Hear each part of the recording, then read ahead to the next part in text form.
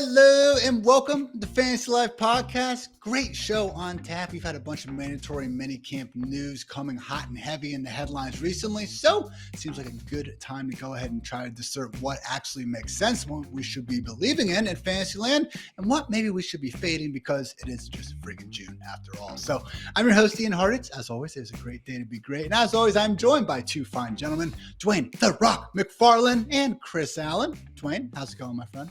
It's going good, Ian. You know, trying to wrap the week up. Going to be heading to the beach next week. So, you know, I'm always excited. We're going to go to Florida. Yes, there's been a lot of sharks. So what did my wife do? She went out and spent $500 on shark bands. So these bands that you apparently wear that have like this electromagnetic field that jack with like the shark senses. So I'll let you know how it works when I get back. You guys will know, like, do I have two hands? Do I have one? Do I have zero? You know, hopefully this is all a joke. This would be a terrible joke if I get bit by a shark. Oh my God, 500 big ones for, you know what? Yeah. I guess you can't. I did read about them. I read the studies on them, but you know, it's so hard, like finding a true independent study, one that's not sponsored by the company. Amanda's all into it because she's like, hey, well, this one lady that got her, you know, arm bit off, this professional surfer, now she's a spokesperson for them. I'm like, yeah, but when you're getting paid, you know, people, they'll get behind stuff. She's like, yeah, but I would think that with her being bit, like she would never do that. And maybe she wouldn't, but I don't know. I'm always skeptical. Anytime somebody gets paid to say something's good. Reminds me of those old school power balance bands that are like $15 and had the whole world convinced it'd make you a better athlete. But you know what? If it ensures you don't get bit by a shark, man, money well spent. Chris, I know no beaches for you, but you had a fun little distillery trip to Kentucky last weekend, man. How was that? Oh man. Okay. So I kid you not, like we were outside playing basketball at like 2:00 in the morning. Like that's where our night like wound up taking us. Like we were having you and sweaty John Daigle. Oh yeah. Well, no, Daigle went to bed. Went to bed. It was me, Reeves, and his wife, and who else was outside with us? Yeah, I think it was like 3 or 4 of us like outside playing around the world. Oh, and Justin Edwards and his girlfriend out there like playing until like. So around the world, you're not bodying people up. No. Like just out there shooting around. But, you know, it's an easy way to burn off some calories, especially after sampling some of the things that we got while we were hanging out around Southern Kentucky. So, no, man, it was a good time. We're going to definitely try to make this a yearly thing. So, I mean, hey, if we can get you out of Texas for a weekend, Dwain, Ian, have you and Julia come down with us, man. You do not want to play basketball against me, not because you'll lose, but because like my strategy is to like warm up really intensely for like 5 minutes and then be so sweaty no one wants to guard me. Like we're not playing though. That's all. We'll just get past that, and then we'll just. I mean, I would be down for that anyway. But still, it's more about just like the vibes and just hanging out. But yeah, like for sure, like we should definitely do that.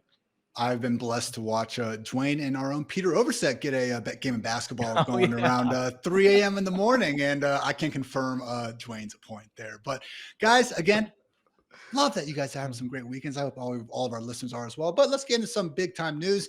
And by big time, I mean, maybe it is, maybe it isn't. That's what we're here to decide. So without further ado, our first question of the day, DenverSports.com and football guy Cecil Lammey has reported that the top Denver running back looks like Jaleel McLaughlin, and he even wonders if Javonte Williams will make the team. So fellas, what actually should we be making of this Broncos backfield, and who should we be drafting, if anyone, at the moment? Dwain, we'll start with you because, again, Cecil, obviously very tuned in guy, and I love when we do have the, person who's not only attuned with the actual beat reporting going on, but also, obviously, a staple in the fantasy industry. That said, I do get concerned when we have, kind of these pint-sized scat backs being the guys getting a bunch of praise in the summer because, let's face it, no pads on, that is when someone like Jaleel McLaughlin probably should be shining. Yeah, I agree with you. I think the right strategy is to just have a balanced approach, to this backfield. I think we're probably looking at a committee. But if I had to pick today, like we were just way early, we're in June. Like if I still had to pick today, and I'm not saying like this is anything where I would put my mortgage on it, I would just still bet on Javonte Williams, man. Like he's the bigger of the backs. He can really still do everything. And I know last year was a down year for him, but looking what he was doing the 2 years before that, Ian, like I think last year we have to take a little bit of what he did in context of coming off that gruesome injury and that he should be better this season. Yes, they ramped up his workload slowly last year and eventually like it peaked and then they started taking carries away from him. But the same thing happened to Jaleel McLaughlin. Like he got going for a bit and then they pulled him back in and they weren't giving him as many of the carries. But before the injury, man, Javonte was pretty elite. You guys have heard me say volume is king. Ian says it all the time, and that is what matters the most. Like these these metrics that we talk about for efficiency, the running backs do own them to some extent. They're not huge though for fantasy, but if it is how a coach is making a decision around who gets the playing time, it can matter. And Javonte, explosive rush rates of 15 and 12%. The NFL average is 9.5%. So those are the 2 years before the injury. And then yards after contact, 3.4 and 3.5. The NFL average is 2.9. Missed tackles forced per attempt, 0.31 and 0.34. That is absolutely insane. The NFL average is 0.17. So Javonte clearly was doing some things right before the injury, and he looked like a guy that was honestly more of an ascending talent versus a guy that we just want to wash our hands completely of at this point in fantasy. And I've seen a lot of speculation around this lately about how Javonte is a bad pick. My struggle with that is like, guys, like it's early 100s ADP. So I don't feel like we have to make a call on who we think is going to win the Broncos backfield. I think the right answer is it's Sean Payton. We've seen him do this many times. He's going to have some sort of a committee, and they can probably all provide some sort of value. And then there's also going to be contingency upside if one of these guys go down. But I'm with you, Ian. I think getting overboard on the Jaleel McLaughlin stuff, like I've definitely been drafting him, but if he starts shooting up like 2, 3, 4 rounds, I'll probably be out on him. I have noticed it's harder over just the last couple of days to get him in drafts. Used to, I'd try to set up like yesterday. I had T. Higgins and Jermaine Burton. Yeah, Chris, just for you, I mentioned that. I had both of those guys, and I was coming back. I needed a running back 5, and I was planning on Jaleel being my guy. And I was even going to take him 4 or 5 spots ahead of ADP just to hit the week 17 thing. Didn't make it. So, I mean, he's going earlier, but I think people just need to be a little bit careful with it. Mm-hmm. It is a situation where we should be trying to find out what running back it's going to be because as we've seen it with Sean Payton's Broncos, I mean, one of the more fantasy friendly backfields out there, just in terms of, expected backfield PPR points per game. This team is ranked 3rd and 4th over the past 2 seasons. Last year, NFL high 144 targets to running backs. So yes, that was with Russell Wilson under center, certainly playing a bit more, conservative than I think we saw earlier in his career. But then again, with Bo Nix, man, 86 among 89 qualified Power 5 quarterbacks and average target depth last season. 30% of his passes were thrown behind line of scrimmage. I mean, Chris, whether it's going to be Javonte, whether it's going to be Jaleel, maybe even ex-Bengal Samaje Perine, it does seem like this is a backfield that once we can figure out who's got that pass down role, we should be investing in. As again, it's just a matter of could it be Jaleel or one of these other guys? Yeah, and I think trying to figure out, not necessarily avoiding Javonte, but even figuring out if we should mix in some of these other guys. I mean, Audric Estime should also factor into what this backfield is going to look like. And looking at his collegiate profile, I mean, he's not the type of guy that you would want to go wholesale on and say he is going to be the contingent guy behind Javonte Williams should Williams go down or miss some time. But at the very least, he will wind up mixing in on 3rd down short yardage because that is how he profiled coming out of college. So I could see so from an ADP standpoint, where Javonte's going right now in drafts, completely agree with both you guys. I would take him in the 9th-ish, 10th round, wherever he's going as of right now, a complete value in my opinion. But should we also be looking at trying to mix in some of those other guys? If you can get McLaughlin at value, absolutely fine with that. And also taking a look at Estime because who was it? Ben Albright, beat writer for the Broncos as well.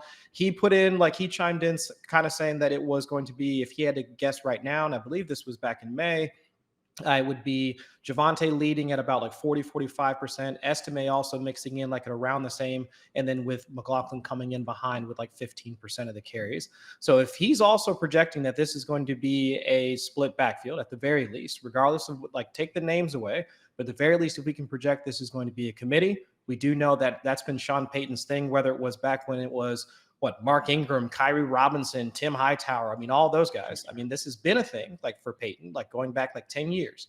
And we also have the guys, the archetype of guys that we can kind of see fitting into that mold. Javonte Williams kind of playing the guy that's going to be your early down guy, can mix into mix in as a pass catcher. Yep.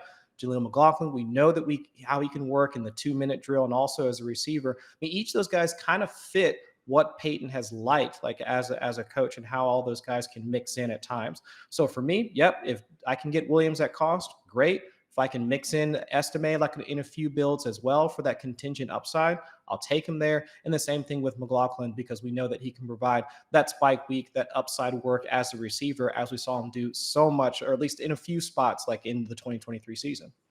It's kind of wild to me that Samaje Perine just completely written off. I know there's been a murmur or two at the beat reporters about him potentially being, a cap casualty. Maybe they end up keeping like someone like Estime and Blake Watson. He's the odd man out. But I mean, he was their primary pass down back last season, 54 snaps as a pass blocker. Javonte had 48. Jaleel only had 5. So with Perine, I mean, yeah, they could save $3 million if they cut him, but they don't really need to be doing that. It's a situation worth monitoring throughout the offseason. But for now, hey, at least, good news for Jaleel. And we'll see if Javonte can hopefully get back to partying like it's 2021 and 2022 again. All right, guys, let's talk a rookie quarterback over in Washington. NBC Sports' JP Finlay reports that Jayden Daniels said, okay, so I guess this is just Jayden Daniels saying this, but Kliff Kingsbury has a very QB-friendly offense. And yes, I know that's the exact type of thing that we normally hear in June, but it did get me thinking, are we underestimating what the Commanders' offense could achieve in 2024? Because Dwain, as much as Kliff Kingsbury, didn't exactly reinvent the air raid offense in the NFL or anything like that, when you do look at the Cardinals, from 2019 to 2022, 5th most plays, easily the highest no huddle rate. I mean, they had the 11th highest overall pass play rate. It was never exactly this lethal offense, but with that said, Kyler, DeAndre Hopkins, and James Conner, I mean, these guys were staples inside their positions, top 10 in terms of fantasy points per game. So overall thoughts on what Jayden Daniels' company could be achieving in year one, Dwain, because really everyone in this offense is pretty cheap at the moment. Yeah, I mean, I think there's some potential value there. I don't know that we're necessarily underestimating it, though. It's kind of like, it's what you said. Like, this is the kind of report I expect to hear at this time of the year, and I mostly just don't pay any mind to it. It's just the thing that I'm like, okay, great. Like, someone has to write something about what's going on at camp, and so let's get some quotes from somebody and let's put it out there. But Jayden Daniels, I mean, he did have a really good final year of college. His last 2 years in college, like, he was a high-end passer. So, I mean, there is a chance that like that light came on. You do like what you're reading about him being one of these guys. It's like one of the first guys in, he's working hard. He's studying hard. So I think there is an opportunity. I do like the Kliff Kingsbury offense, other than the fact that, Kliff used to just keep like his wide receiver always on the left or always on the right, which I just thought was absolutely hilarious. But apparently, like, he's learned better and he's not going to do that anymore. But to your point, like, whenever I build out the projection model, there's 3 main things I'm looking at. Like, number one, the quality of the quarterback. That's a huge driver, more so than the coach. Like, if you have a good quarterback like Patrick Mahomes, it really doesn't matter who your coordinator is for the most part. Like, you're going to get to run a decent amount of plays. You're probably going to throw the ball more often than not. But then the next thing is looking at your play caller and looking at expected game scripts, which I just base off of, projected Vegas wins. So right now I have Washington as one of the bottom 3 passing units in the league. So I think there's definitely room for it to go higher than that, but I've got him at 3,400 yards. So I don't feel terrible about that. I think the nice thing for fantasy right now is the fact that, Terry McLaurin's really the only piece that you have to pay much for. Everything else, to your point, Ian, is fully discounted. Obviously, we love Jayden Daniels. It's going to be very hard for Jayden Daniels to not finish as a top 10 quarterback. Like, if you go back and look at the list of guys that get at least 100 rushing attempts in a season, it's a who's list. You average 20 fantasy points per game. You've only got 3 of them failing to make the top 12. Most of them, the average quarterback finish for that group going back to 2011 is quarterback 8. So Jayden Daniels is an absolute smash at his ADP. I think the other guys we really need to get into training camp and just hear more about. Like, is Sanat going to actually win that starting role? My gut says a guy like Zach Ertz is probably keeping him off the field early in the season. Now, Sanat might be coming on at the right time when you're trying to win $1.5 million or whatever in week 17. That could work out. But Luke McCaffrey, is he going to be on the field in 2 wide receiver sets? There's been some rumors maybe that could happen. If not, it's probably going to be Jahan Dotson. Jahan Dotson has really been, honestly, a big letdown over these first 2 seasons. So I want to hear more about McCaffrey. I want to hear more about Sanat. Obviously, we need to hear a little bit more about the running back room, how that's going to shake out as well with Austin Eckler and Brian Robinson. But again, the big takeaway is right now they're all super cheap because we don't have clarity on them. So there's ambiguity. So I do like buying into it because the ADPs are priced fine. Really only it is Daniels that has, anything resembling a high ADP at the moment, at least in terms of the position ranks. I mean, QB 11 right now. Dwain, you mentioned the rushing upside. I mean, he had 14.5 fantasy points per game from just rushing during his final year at LSU. I mean, Kyler only had 12.3 at Oklahoma. Anthony Richardson had 10. RG3 had 10. Justin Fields only had 8. So, I'm not going to go as far as to say Lamar Jackson-esque like some people. But, hey, if you can be 80% Lamar Jackson in fantasy land, that's still a QB1. one. Chris, though, Dwayne's spot on where everyone else, in terms of at least positional ranks, are dirt cheap. Terry McLaurin, wide receiver 31. Jahan Dotson, wide receiver 63. McCaffrey's wide receiver 80. I mean, Brian Robinson, Austin Eckler, RB 33 and 38. So any of these guys, you looking especially hard at right now, or just need to get more information? And hey, Ben Sinnett, maybe he's a fullback, maybe he's a tight end. He's tight end 19 somehow as well, I guess. Yeah, just so wherever they can fall in, because what was Jaden Daniels supposed to say? Like, this shit is hard. Like, I don't understand what Kliff is doing. Like, what was he supposed to say at that point? But no, to both of your points, the uncertainty that's associated with each of these pass catchers is pretty much baked in. Because we know that Terry McLaurin, at least relative to the rest of the wide receivers or just pass catchers in general on the team, he's the best of the bunch. So of course we should push him to the front of the line, and that's where you see the price. The price reflects that seniority. And then everything else is kind of, we need to hear more. Are they going to run more 2 tight end sets? Because that was more of a part of what Kliff was trying to do, when he was in Arizona with Kyler. So maybe we'll see Sinnott on the field. Maybe we'll see Ertz on the field, whatever the case may be. And the same thing with Luke McCaffrey. Same thing with the rest of the running backs. So yeah, I'm more on let's kind of wait till we get into actual training camp, see what we hear a bit more, what Jaden Daniels, who he's really connecting with. Are we seeing more from Jahan Dotson and in his third season? Are we seeing more from Luke McCaffrey? How that starts to shake out, that's really going to inform where I'm moving at. But as of right now, the fact that he's comfortable in that system, great. It has been one of the more pass-friendly systems, at least for incoming quarterbacks. Back half of the league in terms of air yards, per attempt, for each of the 4 seasons that he was there with him and Kyler Murray. High pass rate, and also being able to use and also the rushing ability that you also spoke to. So if Jaden Daniels has all that, plus he's cool with whatever, with what all the concepts that Kliff is trying to install, that's fine by me. I'll just take all those guys as they come.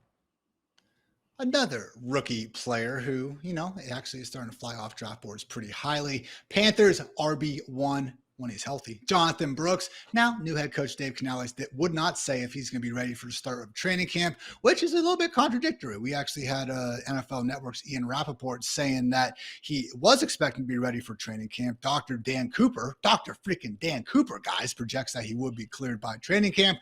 Obviously wouldn't be doing combine drills. So this goes, again, a little bit contradictory to what we were hearing. Now, this does not mean that he can't be ready for week 1, but certainly, not ideal to hear that Brooks might not still be at 100% as, the team is getting into August activities. So, fellas, what do we make of this Panthers backfield at the moment relative to ADP? Because, Chris, if Brooks is not going to be ready to go early on in the season, maybe, just maybe, there's a certain RB sitting outside the top 150 picks named Chuba Hubbard that we should be paying a bit more attention to. Yeah, and that's where I'm kind of at. Once I heard that news, I was like, man, I almost immediately went back to my exposures to see if I've been drafting Hubbard. Dwayne and I have had a number of conversations saying that, the Carolina offense is one that we all should be targeting. As a whole, as a fantasy community, we should be looking at any Carolina Panther any Carolina offensive skill player as of right now, because most of them are priced in that range where you don't have to reach in order to get them. The guys that the bringbacks most of them are going to be on the Tampa Bay side, which are going to be the guys that are going to be going earlier in drafts anyway. But from Xavier Legette to Deontay Johnson to add whomever, we should be able to get them at fairly easily. They're easily priced. So for Chuba, especially sitting here in the 200s, and we saw at least last year, over the back half after he took the job away from Miles Sanders, not only was he able to be efficient as a rusher, but at least somewhat involved in the passing game. And really, for the cost that we're getting him right now, why not try and mix him in and see if he can now become a factor in this offense? Now, is he going to be the guy that might win you $1.5 million? I think that would be more for on the Jonathan Brooks side of things. But if we can get him for a number of starts throughout the season, especially after the disdain we can at least project between the Panthers and Miles Sanders, I would at least put a bit more onto Hubbard stock for 2024 than any of the rest of the guys they currently have in the backfield. Maybe outside of one guy, but we'll see. What I want to see or hear what you guys have to say. I mean, I just think Chuba right now, I mean, pick 171. It's one of those things where it's just hard to even argue with because he's that cheap. Oh my gosh, why do you pick that guy in round 16? It's just one of those things that, I feel ridiculous even saying it out loud. We have guys like, Kendre Miller, Marshawn Lloyd, Ty Chandler. You could probably project for similar S roles going 30 picks ahead. So nothing wrong with, Chuba right there. But Dwain, I mean, Jonathan Brooks, now I think we've all, no one was exactly expecting this dude to have 20 plus touches per game in September. Not ideal, but this is more of a October through December play if we're going to be drafting Brooks. But man, currently going in the same 12 pick range as guys like David Montgomery, Aaron Jones, Ramondre Stevenson, Najee Harris, Amir White, DeAndre Swift. Not saying you can't prefer Brooks to a couple of those names, probably Najee, let's be honest, shots fired over there. But at a minimum, Dwain, I see very little reason to go ahead and hang our hat too heavily on Brooks versus someone like Ramondre Stevenson and especially David Montgomery, two guys who are also talented and have also put up big numbers and, let's face it, have health on their side right now. Yeah, I mean, Chuba's a value, fine where he's going, but I think Chris nailed it. Like it depends on the format you're playing in, but when you're trying to win all your money, Jonathan Brooks is going to be the guy that you're going to want to have on your roster. Like it's just what's going to happen unless he gets re-injured. So I think it's a matter of thinking about the way you construct your roster if you're going to get Jonathan Brooks. And it's become harder and harder because of what you just mentioned, Ian. Now he's starting to go around other guys, creeping up on guys that we know have roles that we actually like a little bit. And then he's also right there in that same range as Jaylen Warren, who we know if something did happen to Najee or if they just decided they're not dedicated to Najee anymore and they want to let Jaylen Warren do his thing, he's healthy from day one. And we know he's got that high-end passing profile and an explosive play rate. So it's getting tougher. But if you're going to build your roster, with Jonathan Brooks, I think the main thing is you've got to be thinking, obviously, he's probably your running back 2, or your running back 3. But then you got to think about when you come circle back around after you take Jonathan Brooks, like what kind of backs are you looking for? And you probably need someone that's going to help you out early in the season. And it does make me wonder a little bit. I know it's not optimal in best ball to want to stack running backs from the same team. But you wonder in this case, could there potentially be value? Because with Chuba Hubbard, maybe he gets you through the first 6 or 7 weeks. And then when it's time to really try to win the money, you get Jonathan Brooks. Some people will just say that's a hard no. You can't do that. But I think everything comes with a trade-off based on the way you build out your roster. But maybe that's a roster where you're probably for sure drafting 6 running backs, right? You wouldn't stop at 5 if you're going to take 2 guys from the same team. So I think there's just different things that you can think through whenever you think about Jonathan Brooks. But the biggest thing with how much his ADP has creeped up, he's getting drafted in a range, to your point, Ian, where we can still get guys that we believe are starters, and they're still younger. We're not talking about all old guys. We're not just talking about Raheem Mostert and James Conner. You mentioned it. You mentioned Ramondre Stevenson. You mentioned Dave Montgomery. There are guys out there that we could be getting on our roster that are starting to go in that same range. So I'm hoping that this news chills people out on Jonathan Brooks. I drafted 5 teams yesterday. I think I got him twice yesterday. It might have just been once. It's either twice or once yesterday where he actually fell to me towards the end of the 8th round. That had become nearly an impossibility over the last week. So I'm wondering if this news does chill him out a little bit, which would be nice, because then I think we could get back to feeling more comfortable to taking him if we were taking him at that 8-9 turn versus people really trying to push him, even higher than that here recently. 100%. And just in terms of, okay, limiting your upside if you do draft the same team's handcuff on your squad, I have a lot less of a problem with it when we have someone like Chuba going pick 171. Yeah, so late. Yeah. It's not Zeke and Pollard from a couple years ago where you have to spend top 7 or 8 round picks on both guys. It's not Najee and Jaylen Warren on the same team where you're just not exactly seeing the pathway to both guys booming. Pick 171. It's like, all right, man, I don't really like these wide receivers in the 80s either. So it's like, yeah, I'll go ahead and take some Chuba there as well. So good stuff, guys. Let's talk another quarterback, though. We have the Vikings head coach, Kevin O'Connell, on the freaking record saying that Sam Darnold will be the Vikings' /1 quarterback entering training camp. Now, O'Connell did add that there's going to be some competition going on. Obviously, J.J. McCarthy, top 10 pick for a reason. But fellas, over under, I'm going to set the line at 3.5 stars for Sam Darnold this season. I would note that 23 of 29 quarterbacks picked within the top 10 since 2010 had at least 10 starts as a rookie. Tua Tagovailoa and Anthony Richardson probably would have hit that mark as well if the injury gods would have chilled the hell out. So, Dwain, over under 3.5 starts for Sam Darnold in the year 2024. I'm going to take the under I've got it at 3. Ooh, I was just going to say the I have exact JJ same thing. McCarthy projected for 14 games. I updated our projections. Folks, you can go check that out over at fantasylife.com. Also updated my rankings for this stuff as well. And Sam Darnold I've got at 3. But it wouldn't surprise me if it's 17 for McCarthy and 0 for Sam Darnold. I think this is all about JJ McCarthy. How much does he progress through training camp? And if he's doing really well, they're going to start him. If he's not, they're not going to start him. So I think 3 games, though, because we've all seen the Sam Darnold experience. You know, we've been through it enough times that I know what this is. I've seen him with so many teams now, and I've seen him, guys, play with good wide receivers. So it's not like this guy's never got to throw to some good players. So I think JJ McCarthy is good enough that he gets on the field and keeps that at an under versus the 3.5. Ian. Yeah, some of the excuse making for Darnold throughout his entire career really has been something to marvel at. I mean, we can just how many times are we going to show the one rollout to his left when he throws a touchdown against the Niners, like with a minute left in a blowout game? Yeah, okay, he had an okay enough 4 or 5 game stretch with the Panthers at the end of that season, but again, it's like, all right, 76 quarterbacks qualified since 2018. Like, you're going to really struggle to find a stat, a meaningful advanced stat where Darnold is not among those bottom 15 quarterbacks. So again, kudos to Kevin O'Connell. He got a lot out of Joshua Dobbs and Nick Mullins last year after, we saw Kirk Cousins go down, but it's still Sam Darnold, guys. When we have 50 plus starts to his name, I think we can go ahead and make some conclusions. So I'm also going under 3.5. Chris, what say you? I'll say the under, but I don't know, guys. I mean, did you guys not see him come in for that half, like when he was in San Francisco and he was top 10 in both EPA per dropback and like a cool 9.7 air yards per attempt. The man was slinging it. All right, fellas. I think you guys are just not giving that man enough credit. But no, I would say that the only thing that but I'll be serious for a second.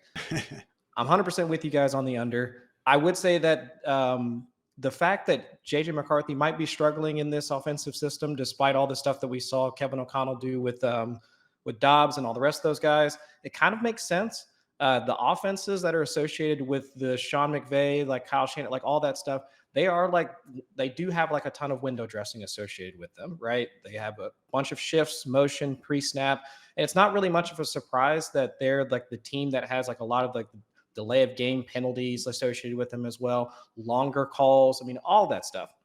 So I can get why McCarthy might take a second to get acclimated, but then afterwards, he's just off to the races. We saw how committed he was to taking over the system when he was at U of M. It's more of a training thing for, like, in my mind, it's just more of a training thing. And then afterwards, like, he'll take over the job and then it'll be over after that. So I can't really see Darnold as being, like, from an actionable standpoint, I'm not taking Darnold.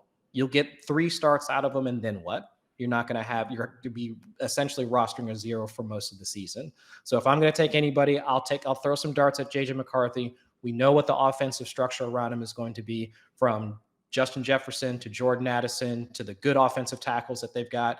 I mean, if anything, this gives me at least somewhat more inclination that should be JJ McCarthy by the end of the season. So if you've been structuring teams around McCarthy or even just the wide receivers associated with them, I think it's a good move so far. Aaron Jones, obviously in town as a new RB1. Probably won't be seeing TJ Hawkinson for the first month or 2 of the season. We'll see how that, recovery from the knee injury comes out. But Josh Oliver, very big man. Johnny Munt, Kevin O'Connell's, number 1, number 3 tight end in the NFL. We got some weapons out there, guys. We got some weapons. I will say, I disagree that it's good to build around McCarthy. And the only reason why is Dwain, I thought you were going to disagree about Johnny Munt standing. Oh, no. I would never disagree about anything to do with Johnny Munt. Sure. You know this. I feel like I probably am like not a Johnny Munt homer, but I feel like I'm probably the person that's written about Johnny Munt the most, which is like a sad title to hold.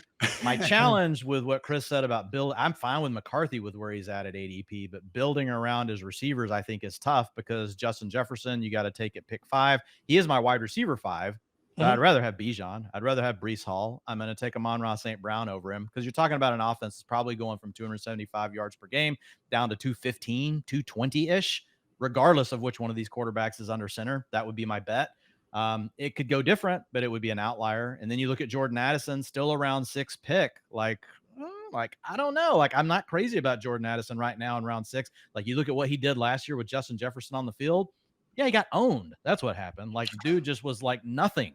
Justin Jefferson got everything. So, and then TJ Hawkinson, it's to the Johnny Munt thing, bring it all back to Johnny Munt. No, like the TJ Hawkinson thing, like, man, I struggle to draft him at all. I don't know about you guys, but I'm like, man, dude might not play till like week 6 or 8. And then even when he does, like, what if he's at like a 60% route participation just because they want to protect him? Or what if he's even at 80%, but he's 70% of his old self and we got a rookie quarterback under center? I don't know, man. Like, that Minnesota's the team I'm avoiding overall. Like, that's the team I've drafted the least. Now, I do think the easiest piece to draft is JJ McCarthy. So if you happen to take one of those guys, it's easy to come circle back around and get your backdoor stack if you want it. But I'm definitely not building around the Vikings. I discussed this a bit in my Minnesota Vikings team preview, and spoiler, but in a couple of weeks, guys, we're going to be having a lot of podcasts out there going through all 32 squads, but basically looked at 41 offenses that had a rookie QB start at least 10 games in the season since 2010. Of those teams, now the wide receivers, only 5 of 41 posted the top 12 finish, 13 of 41 posted the top 24 finish. The average finish was wide receiver 33, medium wide receiver 35, high wide receiver 30, high wide receiver 7, low wide receiver 67. So hardly, full of hits. Yeah, we had some stud wide receivers go out there and get it done. Keenan Allen, Nico Collins, Percy Harvin, Steve Smith, Reggie Wayne. And yeah, I think Justin Jefferson applies for that group. But yeah, once we got to go ahead and get into the Jordan Addison side of the equation, certainly not someone I have been going on my way to draft thus far. All right, guys, special question here. It is our DraftKings sponsored question. Shout out to the fine folks over there at DraftKings. Absolutely love their best ball contest. Sadly, I'm about ready to max out on their $3 one. So, just been hitting that treadmill a little bit too often. But ESPN's Paul Bretl noted that Packers rookie RB Marshawn Lloyd says he's focusing on his pass catching prior to training camp. So, again, a little bit of a ho-hum statement here. I'm not saying this is necessarily breaking news, but looking at this Packers backfield as a whole, guys, should Lloyd be prioritized at his cheap RB45 pick 141 ADP? Because as much as Josh Jacobs did get paid $48 million, you start looking at the guarantees involved, and lo and behold, DeAndre Swift and Joe Mixon actually got more guaranteed money. And I don't think that we're exactly, holding them to the same standard as Josh Jacobs in terms of dominating backfield share. So, Dwain, I'll start with you in terms of what do you think Lloyd's actual, standalone value and handcuff value could be in a Packers offense that we certainly want to have plenty of exposure to? Yeah, I mean, I think he could have a little bit of value in both areas. Like, obviously, the standalone value is going to be better in best ball when you don't have to predict when it's going to come. Early in the season, if you're trying to predict which week to put Marshawn Lloyd in your lineup, even if he's getting like 30% of the rushing attempts, right, and playing some of the passing down, it's it's going to be tough to know when to get him in there. But in best ball, you don't have to worry about that. And later in the season, or if something happens to Josh Jacobs, there's just a lot of outs for Marshawn Lloyd. But what I will say is we have seen Josh Jacobs in 2 out of the last 3 seasons. Now, efficiency can be very fickle for running backs, so I want to be careful with this. But 2 out of the last 3 years, it's been a struggle for Josh Jacobs. So Marshawn Lloyd is a very different style running back than Jacobs. So I could see a scenario where maybe early in the season, Ian, it starts off as, Lloyd's got more of a limited role. But maybe it does grow to the point by like midseason where we would feel a lot more comfortable putting him in a flex spot. And we might not be as worried about the ups and downs that you would experience because he is a guy that can hit the home run. He's just a much more, agile, make you miss kind of player. Josh Jacobs can do everything well. He doesn't do anything great. He does everything average to above average, in my opinion. And coaches trust him, which is why he's always got that volume.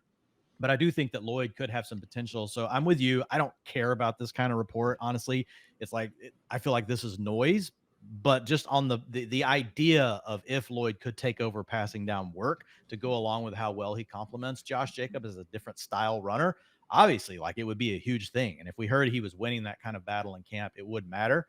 Marshawn Lloyd's my most drafted running back right now in fantasy football. I've taken him in 29% of my 102 drafts. Blake Corum's tied with him at 29%. After that, I've got 3 other guys, Charbonnet at 23%, and then 2 more rookies, Ray Davis at 23% and Bucky Irving at 20%. So I just love going after these rookies, and then Charbonnet fits in that year 2 bucket. So I'm drafting those guys all the time, but I think Marshawn Lloyd, to your point, like, absolute smash pick for me at running back 45. Mm-hmm.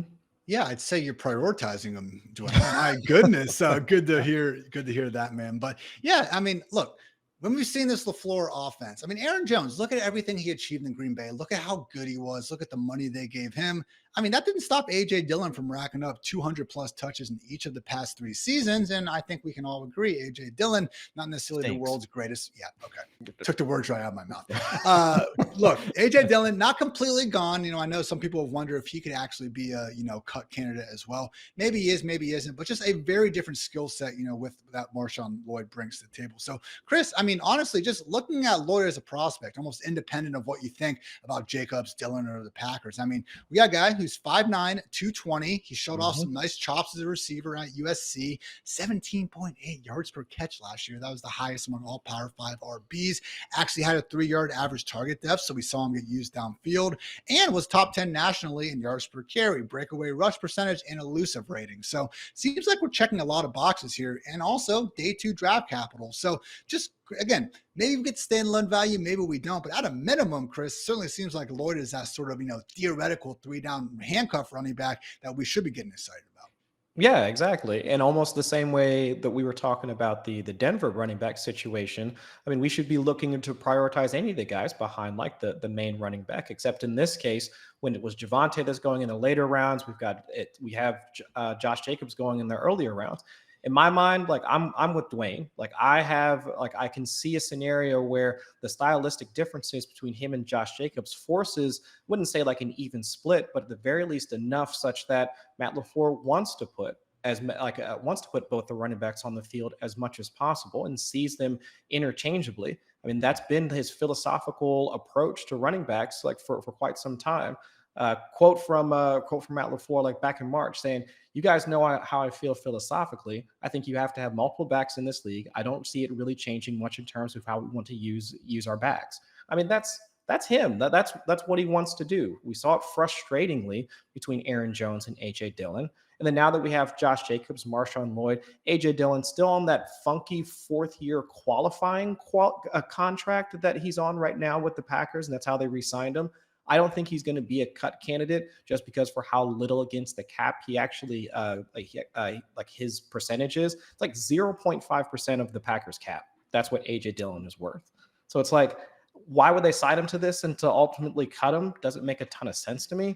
And also, if we can see him as being, at least from a stylistic runner similar to that of Josh Jacobs, like could he be the contingent plan if Josh Jacobs were to go down?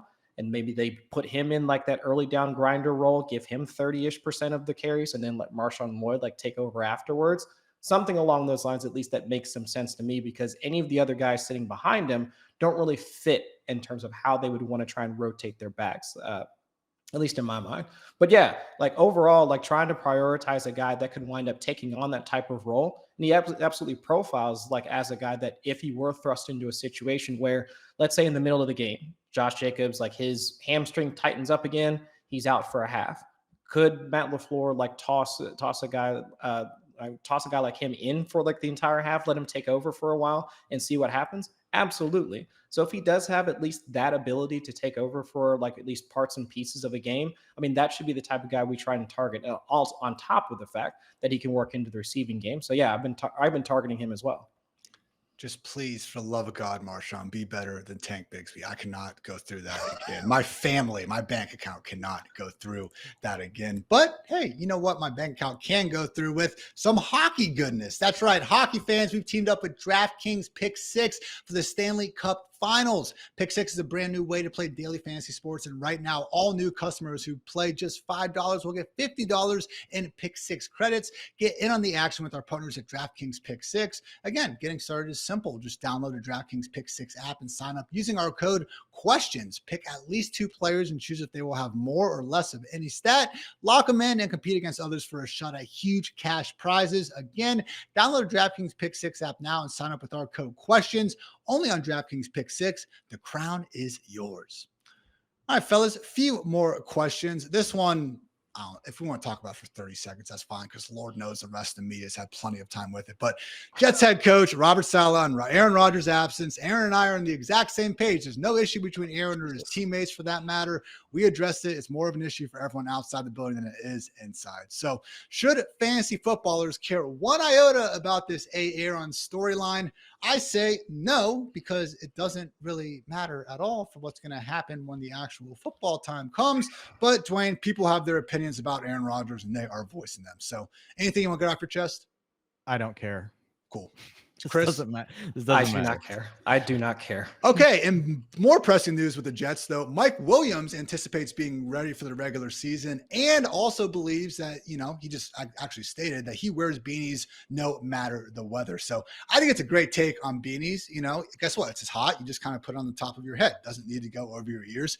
They're freaking versatile. That's the great thing about beanies here. But honestly, Dwain, like looking at Mike Williams, this is a guy who, even as the clear number 2 with the Chargers, wide receiver 21 and wide receiver 13 his last 2 healthy seasons. And I mean, just looking at him going outside the top 50, just, ACL, age, just putting that, a little in the back burner. Shouldn't we kind of prefer Aaron Rodgers, number 2 wide receiver, when he's the same price as guys like Rashid Shaheed, A.D. Mitchell, Jacoby Myers, Jerry Jeudy? Or do you think there are enough red flags there with Mike Williams, the player, to probably still, take it a bit easy on him? I've been drafting him a little bit more lately. I wasn't taking very much of him, but I'm in a lot of drafts where he just falls right to me in a world where wide receivers go like crazy. One name that, and maybe this is just the drafts I'm in, but I feel like it's constantly staring me in the queue past ADP, is Mike Williams. And so I have started to take more of him just because, now last year it was obviously a very small sample, only 3 games, but 2 years ago, we saw him really play a different role where he wasn't just this vertical down the field guy. I know that's kind of how they're casting him, but I could see him having a much larger role than just being a down the field guy. And I think to just cast him aside, I think there's still some value. So yeah, I would agree with you. I don't want to be way overweight on a guy that's, going to be going into his age 30 season, coming off of the ACL. We already know it's going to take him some time to ramp up from it. Sounds like they're going to put him on a similar plan to what they did with Breece Hall last year, which probably means the first 3 to 4 games, they limit what he's doing. But even in our projection model, I only gave him an 80% route participation for the season. And he still comes out as being really a solid pick with where he goes in drafts. And I was not aggressive at all. So I have been more into opening my mind up and being willing to take him. He's just one of those guys that I was just skipping him. And then I kind of had to stop and think about it and recalibrate and be like, okay, like where I'm getting him and with how early wide receivers go, like he can make sense, on certain teams. Before it had just been, do I have Bills? Okay, fine. I'll go ahead and throw Mike Williams on this team. But I've been trying to be a little bit more open to drafting Mike Williams in other spots as well.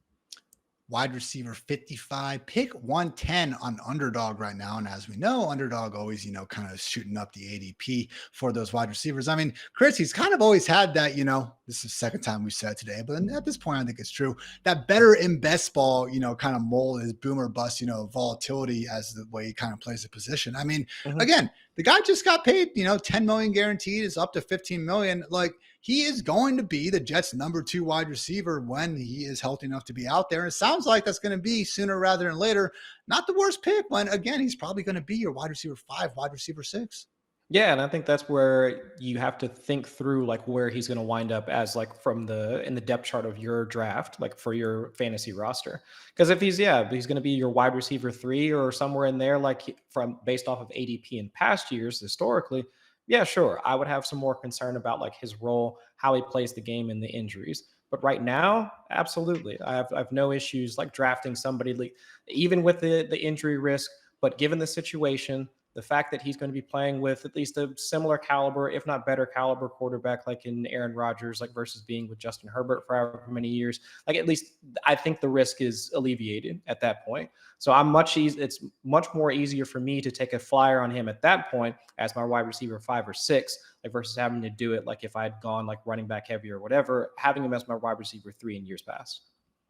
Glad we could have such a spirited discussion about, the Aaron Rodgers saga that just, again, continues to just grip the national media. Well done, boys. All right, 4 more for everyone here. Batavia Daily's Alex Brasky reports that James Cook has done little to ramp down drop concerns during offseason activities, specifically noting a drop touchdown he had on a practice. Someone asked, was this just one drop? And he said, no, there's been multiple throughout the offseason. So, fellas, how confident are you that James Cook, again, dominates backfield work in Buffalo? Buffalo, because while he did put up some nice numbers for stretches of last year, I mean, there was a month there where, especially, after we did see Joe Brady take over, where things looked fantastic for James Cook. But man, not one, not two, not three, legit 4 drop touchdowns on the season. And just when you go ahead and look at him as a player, I get worried, Dwain. I get worried when I see him priced the exact same as Rachaad White and Joe Mixon, who I am far more confident in dominating their backfield's work. So thoughts on James Cook, who is no longer this, 0 RB target, but someone that we have to legit go out of our way to draft in round 4 or round 5. Yeah, I mean, he's falling down round 5 now, like pushing towards the 5-6 turn. So here's what I know. 31% targets per route run over the last 2 years without Stephon Diggs on the field. And we just really don't know for sure who's going to be the lead pass catcher on the Bills. There's just a lot of room for James' success to absolutely destroy his current ADP. Do I want to be way overweight on him? Probably not. But the drops don't bother me. He had 6 drops last year. I get it. I mean, but it's not going to be that many this year. It's just not. That was on 53 targets. The year before, he had 2 on 33. We all know how drops really aren't that sticky. I would rather hear that he's catching everything in sight in training camp or in mini camp. That would be a better report. But I'm just not going to overreact to it. The problem is James Cook can do things as a receiver out of the backfield that maybe only 4 or 5 other running backs in the NFL can do. And that earns you targets that those other guys don't get. And guess what? They're harder targets to catch for running. You're working down the field. You've got more defenders you're dealing with. It's further away from the line of scrimmage. That adds to your drop rate. So I'm just not that worried about the drops with James Cook. I think he's fine, priced where he's at. In fact, right now I'm underweight. I've been trying to address it. I have teams where I've liked going with Josh Allen, then just taking Kincaid and taking James Cook and being done, like with the Bills, and like moving forward. You don't have, obviously there's a lot of outs after that. You get Keon Coleman, you could get, Curtis Samuel, you can get Khalil Shakir if you don't want to take James Cook, or you don't want to take Kincaid, a few picks ahead of ADP. Those are all fine ways to build around Josh Allen. But man, we're going to feel really terrible if this dude has like a 22% target share and we passed on him in round 5. And if he somehow gets to 50% of the rushing attempts, I mean, that's probably going to make him a top 6 running back. And think, Ian, here's the question I have. Where would we be drafting James Cook this year if he caught those 4 touchdowns? Think what a difference that would have made and where he finished in fantasy. And I think it would have honestly changed the way people think about it. So drops are inconsistent. They're not sticky. Do some guys catch the ball better than others? Yes, but it's not enough to make me worry and say, no, I'm going to fade James Cook. I need to be drafting more of him. It's like the old, Will Fuller conversation. It's like, okay, guys, I get it. Dropping touchdowns is not ideal. Yeah. It's kind of hard to get open enough to drop the touchdown in the Exactly. first place. So the biggest thing, though, is if the Bills had done anything to add like meaningful competition here, I'd have a much easier time, getting off of James Cook. But they didn't. I like Ray Davis. Still only got day 3 draft capital. Now, he does profile as a sort of guy who could maybe, take some of this work. I mean, among just like the kind of primary RB prospects, only Bucky Irving actually averaged more PPR points per game over these past 2 years than what Ray Davis managed at Kentucky. So really can do some good things out there, but they haven't even, replaced Latavius Murray. Ty Johnson's still the number 2 RB. I mean, honestly, like speaking of Samaje Perine getting cut, he would be a perfect fit on this Bills team right now because they kind of need some help in short yards and potentially in pass pro. But, Chris, again, for right now, like as much as I'm not feeling that great about James Cook, I don't feel any better about anyone else on the roster. So, yeah, I guess we are back in on James Cook. I mean, no, hold on. Wait a minute. You guys Ian just flipped in one segment. Yeah. But wait a minute. Like, you guys aren't concerned that, like, I don't know, Keon Coleman, so the rookie, the Macy's shopper, Curtis Samuel is going to, like, siphon a whole bunch of targets away. The GOAT. Curtis is the GOAT, but the guy that hates soup is going to take like a bunch of targets and stuff away from her, like a 30-year-old vet. That Claypool, bro. Have you read the reports? Hey, don't you hate on like Chase Claypool? The man's got his. He's ranked right. number 250 now in my overall ranks. I put Chase Claypool at the very end, right next to Hayden Hurst. Oh, dude, I'm sorry, I bumped Hayden Hurst. My bad, Chris. I hate you so much. Like, I just succumbed. It was a succumbing moment to the latest headline, and it was Chase Claypool not hearing Chris talk to me about Hayden Hurst or Will Dissly. This is the worst. You're gonna have to. He could get back in the top 50. You're just gonna have to talk him up on the show. That's what I need to do. So it's the solo drum beat for Hayden Hurst and Chase Claypool. It's just gonna be me just like hyping him up like the whole offseason. But to you guys' point, it's like if we have some uncertainty around this roster, where are these targets from James Cook going to go? And if Dalton Kincaid and like, of course, like the tight ends are going to be a factor, we get that. But if they didn't bring in meaningful competition, like in competition from like a pass catching standpoint, because we've already priced in what Ray Davis is going to be to this team, essentially, right?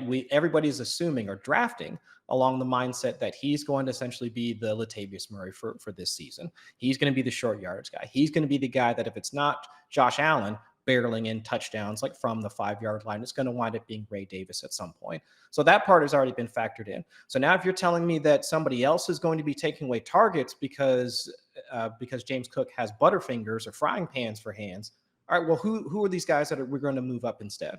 Are we now going to start pushing up Keon Coleman more? We're going to push up Khalil Shakir some more? I mean, what's the fallout like from this news? And like to Dwayne's point, like minus a couple of other guys that you could think of, like from a running back standpoint, I mean, where he's priced right now, I don't really want any of those other guys. I mean, sure, like Joe Mixon, like you mentioned, Ian, sure. But the guys going behind him, I mean, Rashad White's like typically going in that range. And like we've already talked, like at least Dwayne like mentioned Bucky Irving and him coming in behind him. But even like Ken Walker goes like behind him. And so I'm not like super high, at least comparatively speaking, I'm not higher on Walker than I am on Cook. So it's like, I really don't care about this news, to be quite honest. And since we know like drops aren't that sticky, I mean, let's wait till we get into training camp and let's see if there's any other like discussion about who is going to be really taking away some of these targets that's going to be vital for James Cook's fantasy production. And then we'll take it from there. But for right now, I'll take James Cook if he's going to continue to fall in ADP. Looking at the Fantasy Life consensus rankings, which you can find for free at fantasylife.com. Dwayne and I are actually on the same page here. We both have James Cook as RB15, and we do prefer Joe Mixon and Rashad White. But to Chris's point, yeah, once I start looking past those guys, Kenneth Walker, Alvin Kamara, Aaron Jones, Stevenson, that's where it's like, okay, even if I don't love Cook necessarily next to those two guys, I do like him much more than next crop. And yeah, Dwayne, it was a good point, man. If he does, go ahead and just become the number 2 receiver in Buffalo pretty much, ceiling might as well be the roof there. So certainly someone where, I'm sure we'll have another episode of the podcast later this offseason where it's like guys were afraid to be a bit, too much underweight on. James Cook would certainly qualify based on that ceiling. So good stuff there, guys. Appreciate you keeping me honest as always when I get a little too, worried about maybe some things that aren't worth worrying about in June after all. So 3 wide receivers we want to break down before we get out of here, guys. First of all, Patriots.com's Evan Lazar has said, the eyes have said for weeks that Ja'Lynn Polk is a smooth, sudden mover with the necessary twitch to separate, but he wasn't landing on the practice box score during team drills until recently. In 2 minicamp sessions, he has come alive. Polk had 5 catches in 2 sessions, including the walk-off touchdown and a crafty stick nod route. Nothing better than a crafty stick nod route. So, Dwayne, is Polk set up to be the breakout star of this dirt cheap Patriots passing game? Because right now in the Fantasy Life projections, which I know you grinded over for months, at least weeks, probably at least a month or two, Demario Douglas and Ja'Lynn Polk do sit atop the pecking order for either Drake May, who I don't think it'd shock any of us if he ends up being a pretty damn good passing rookie, or Jacoby Brissett, who, don't look now, guys, over the last 2 years, has been a pretty damn good quarterback in his own right. Yeah, so Ja'Lynn Polk's my second most drafted wide receiver right now. So I've got him on 25% of my teams. It started off just with a bet of, okay, he's going too far after these other round 2 guys.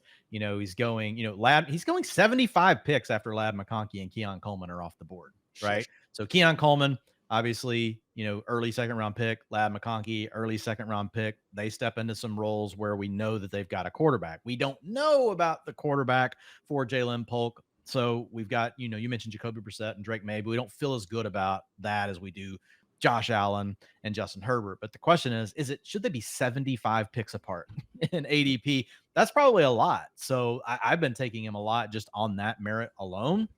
But to your point, like the reports continue to be really positive about him. It's hard to get too excited, like you said, about, just a report that, oh, he looks good in camp, but he's working with the ones. There's no one else really on the roster right now to stand in his way. We're not worried about Juju Smith-Schuster. Tyquan Thornton's been an absolute bust. Really, the other biggest target competition he could potentially have, and pushing him for a role on the outside, would be the other draft pick from this year, and that was Javon Baker, who I've got 19% exposure to right now. So I like drafting both of these Patriots late. You're still getting them affordable. Ja'Lynn Polk is starting to climb. People are getting they're starting to get more on the Ja'Lynn Polk train. So my guess is, Ian, he continues to move up draft boards, especially with reports like this. I wouldn't doubt it if by the time we say do a New England Patriot, pod, which won't be too far away, because that's the AFC East. Don't want to give away all of our plans, but that's going to be coming pretty soon. We'll probably be hitting that in about a week or so from now. I bet you he's moved around in ADP by then. Would be my guess. And by the time we get to when people are truly all in on drafts in late July, early August, he might be up another 2 rounds from where he is. So I think it's right now still a really good time to be drafting Ja'Lynn Polk. But look at his draft capital alone. You don't even, and the supermodel liked him, but look at his draft capital alone, and then you look at the depth chart, and it's just kind of easy to get on board with Polk. I remember Peter Schrager's initial mock draft had Polk going 32. Yeah. The Chiefs, certainly did seem like someone that NFL teams, favored a bit more in the fantasy community. Maybe now we just become one big happy family now that he's in this wide open depth chart. But it really is the cheapest offensive stack in all of fantasy. I took the average ADP of every team's quarterback and their top 3 wide receivers. And 179 average ADP for the Patriots. The next closest team is the Broncos, 19 spots lower. So, Chris, man, at a minimum, like with the Patriots, I'd say the Panthers and the Broncos. Like, I've been in drafts where, I'm trying to get my stacks going and, I get sniped on my quarterbacks. Shit happens. It didn't go where I wanted it to.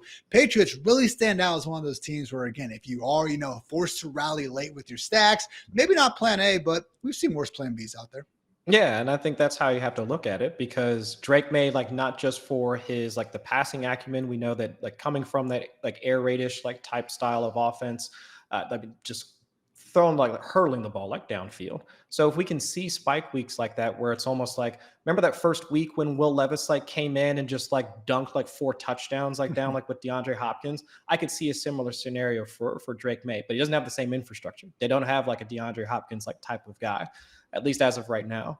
But I would say also the rushing also brings May into that conversation for a guy that, if you want to try and get through the playoffs, if you're trying to battle through weeks 15, 16, and 17, in these best ball tournaments, a guy like Drake May would be the guy that you would want to have. And now if you're telling me that a guy like Polk, who according to Matt Harmon, reception perception, one of the greatest wide receiver evaluators out there, telling me that Polk can play in multiple positions. He can play the Z, move into the slot.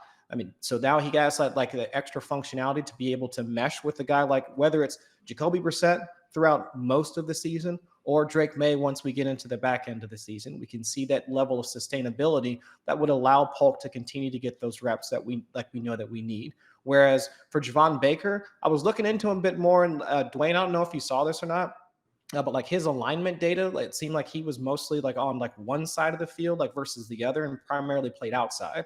So if he's kind of I don't know, pigeonholed into that perimeter type wide receiver role, I don't think he will be. I think that I don't think so. So. More about the coordinator. Yeah, that kind of stuff typically isn't sticky. You do worry if somebody only got to play in the slot.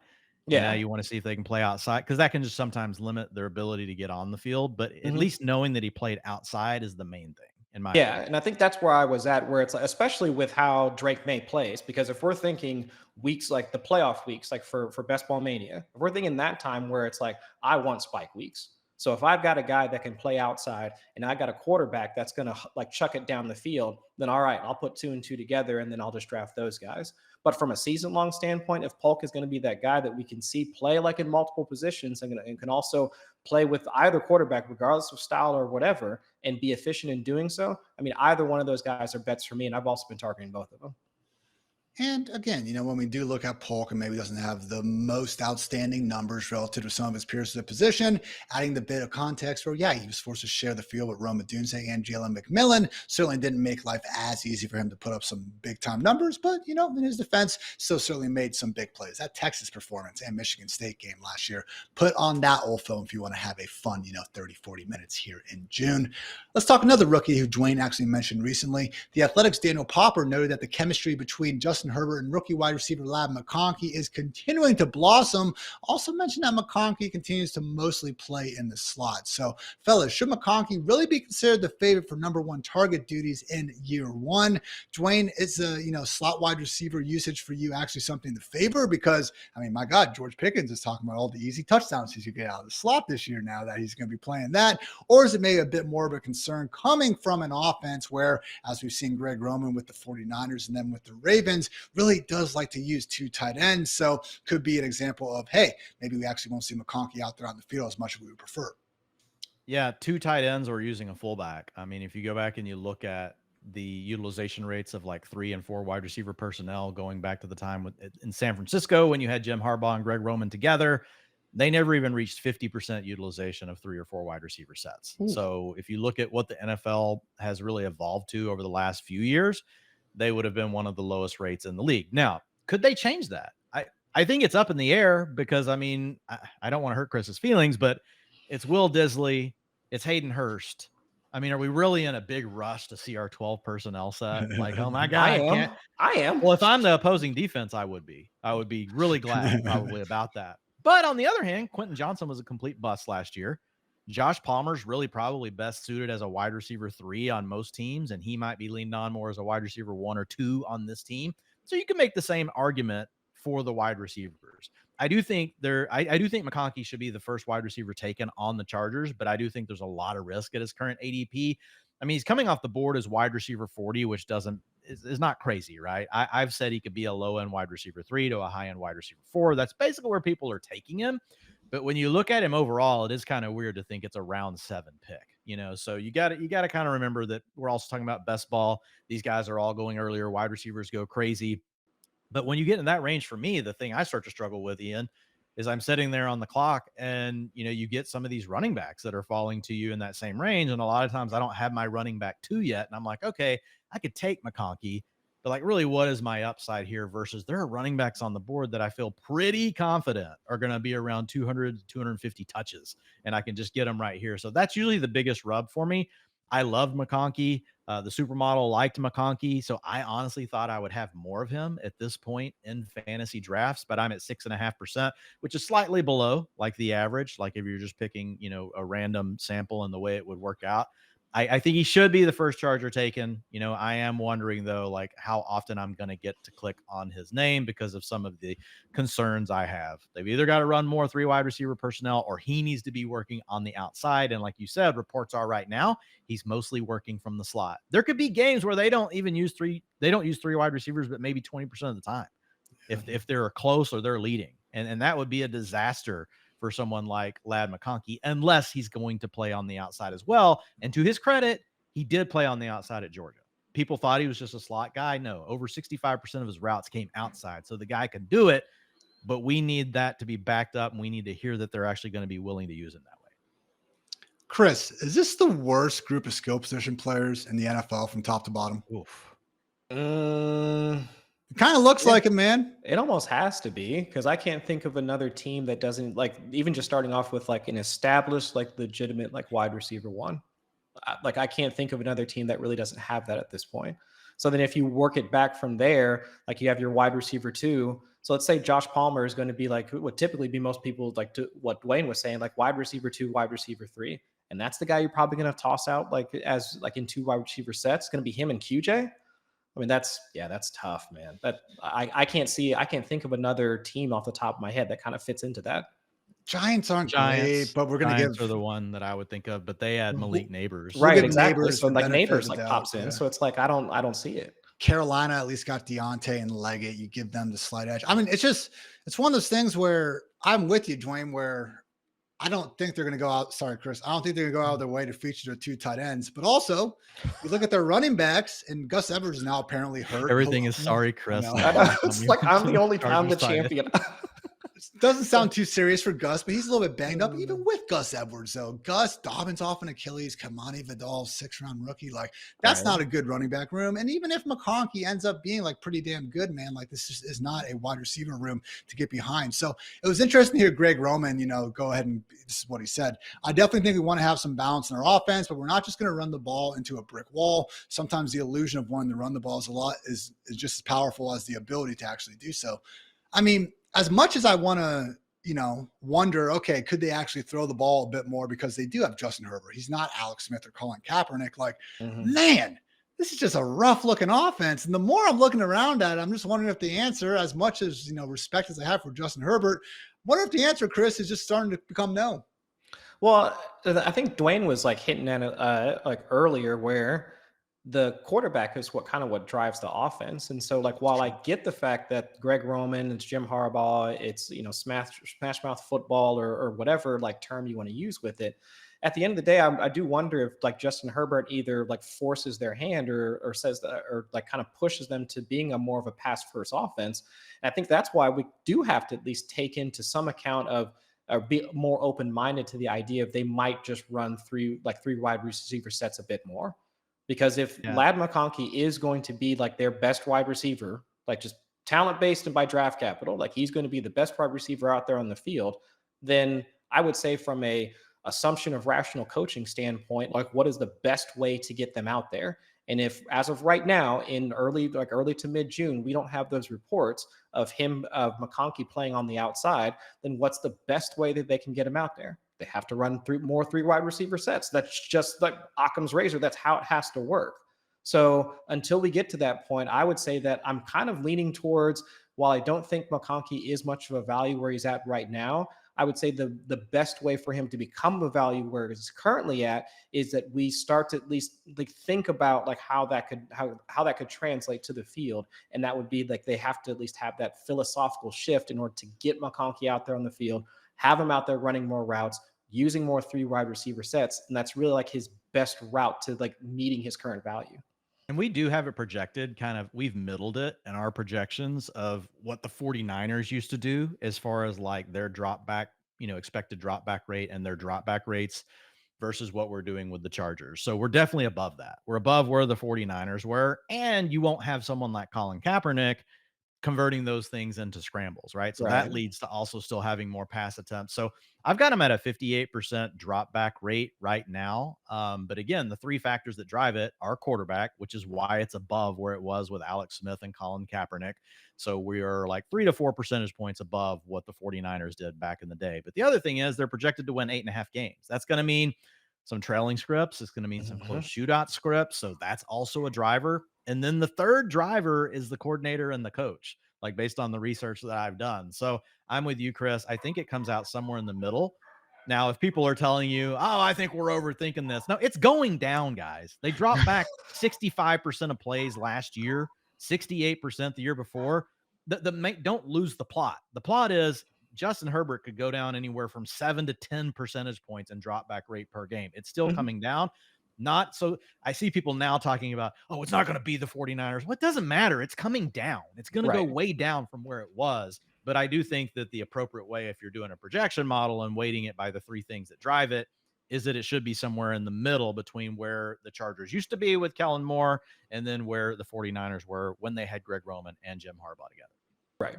And then just draft Hayden Hurst at the end of that. If you're drafting McConkey, I will say this. You should be drafting Justin Herbert.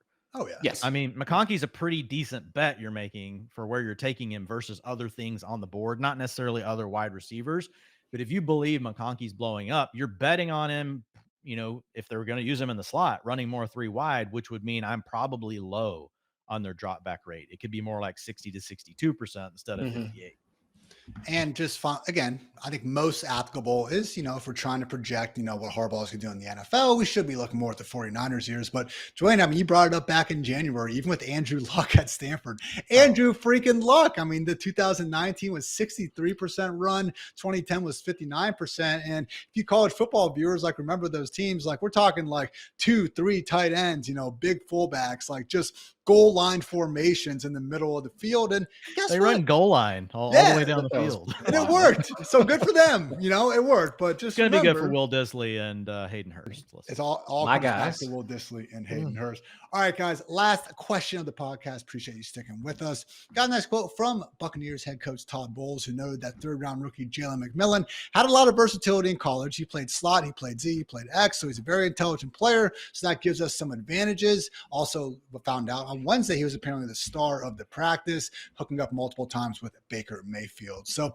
Dwain, why is McMillan being ignored relative to the rest of this year's day 2 wide receiver draft picks? Because on the one hand, yeah, I get it. I'm not trying to be overly invested in the guy who likely profiles as, probably the number 4 target getter in an offense led by Baker Mayfield, who's good. Like we found that out, but the difference between being good and great in fantasy land. But man, wide receiver 87, pick 205 ADP, just kind of, seems like what you were talking about with Ja'Lynn Polk, where that's probably just a bit too cheap for someone who did end up earning day 2 draft capital. Yeah, and Coach Speak Index had a really good post on this the other day. And what I thought was the most interesting part of that quote was at the very end. Now, this may have just been a slip, who knows? But Todd Bowles says, guys behind Jalynn McMillan. And he goes on to list Trey Palmer and the other guys, Sterling Shepard. So if he in fact already is the wide receiver 3 on this team, I think that's the main thing, Ian, that's been holding him down, is the uncertainty. People are like, well, Trey Palmer kind of flashed last year. He made some big plays. He didn't have a great yards per route run or targets per route run, but you also play with Chris Godwin, and Mike Evans had a monster year last season. So I think the idea that maybe McMillan has already taken over this wide receiver 3 role, or it's kind of his to lose, that is what should really be getting us excited. I think the thing that's holding down his ADP right now is that we didn't know for sure what that looked like. So I was just checking out my exposure right now in my best ball drafts, and I'm slightly under. So I'm at 6.5%. I do take him occasionally.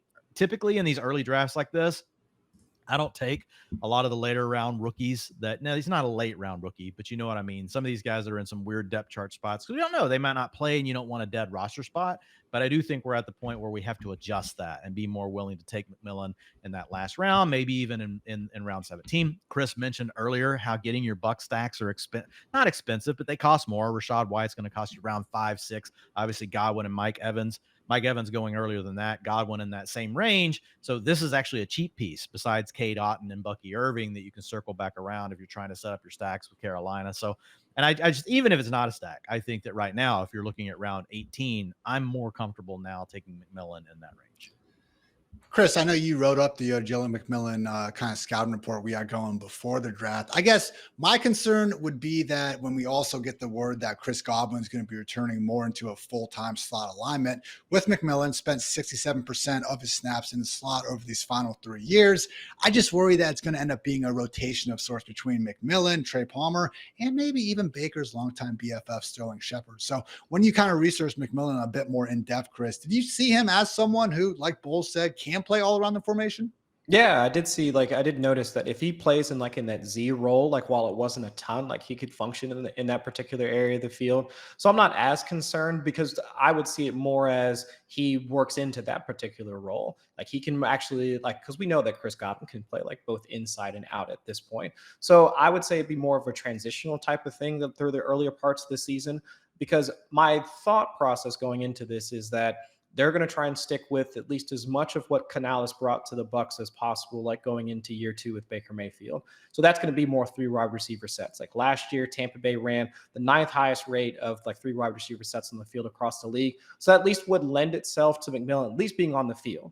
Deployment wise, TBD. I could see that's the earlier parts of the season where it is Godwin playing the Z, Mike Evans playing the X, and you got McMillan playing in the slot.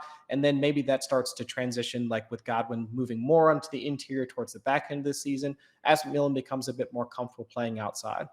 But either way, to what Dwain was pointing out, I mean, it's not like they have any other guys they're more comfortable with playing on the roster. And Trey Palmer, like even in the games where we saw Mike Evans like miss part of a half, or we saw Chris Godwin like not really be as involved in the offense. And there was a couple of weeks like where that was the case. I mean, they were spreading the ball around, like they were using the tight ends a bit more. Who was it? I think Devin Tompkins, who's not even on the roster anymore, was getting involved. David Moore was making some plays. David Moore. I mean, so like they were trying to mix in other dudes. It's not like once either of the two primary guys went down, all the volume went to Palmer. So there's already like they left the door wide open for this third wide receiver job. And with McMillan's versatility, I mean, I can see him easily walking in and taking over at least that particular role. With Sterling Shepard, we know what he can provide as being kind of like the complementary piece, and like Trey Palmer as well. So yeah, I'm all in on McMillan, at least for the role that he projects in 2024. And hey, again, outside the top 200 picks, gonna have a hard time finding anything too wrong to say about anyone. So, fellas, great job. This is gonna be a last you're gonna hear from us just for a little bit. We got a company week off here for Juneteenth and everything like that. So, gonna enjoy some vibes. I know Dwain's gonna be soaking in some beach. Just Dwain, again, man, I know you're gonna be drafting the whole time, but you gotta get a little bit of family time out there, okay? Oh, I will be. Well, that's the beauty of drafting now. You're just on your phone having family time while drafting. Yes.